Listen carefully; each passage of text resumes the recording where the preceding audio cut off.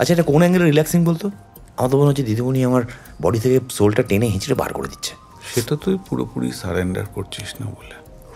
এটা একটা অত্যন্ত secret ritual. You resist, you suffer. কি কক্ষণে যে তোর কথায় রাজি হলাম। হাত দুটো করিয়ে নিস। যে রেটে রোজ কাটাকুটি বাটাবাটি করছিস, হাত দুটোর একটু যত্ন নে। খুব মজা পাচ্ছিস না? মজা তো তুই পাচ্ছিস ভাই।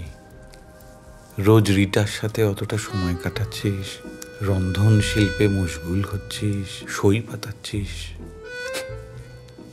তো লজিক্যালি এর পরের স্টেপ যেটা সেটা নে। চুপ কর তুই, শুধু চান্স পে ডান্স না। বিয়েটা করে নে। মাথাটা গেছে নাকি? আরে ও আমার টিচার। ও আমার টিচার।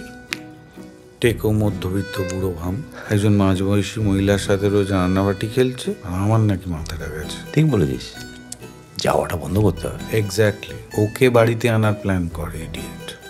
আজকাল খুব বস্তা পচা হিন্দি সিনেমা দেখছিস না? সব কিছুতে হ্যাপি এন্ডিং খুঁজছিস। ওই কথাটা এখানে বলতে নেই।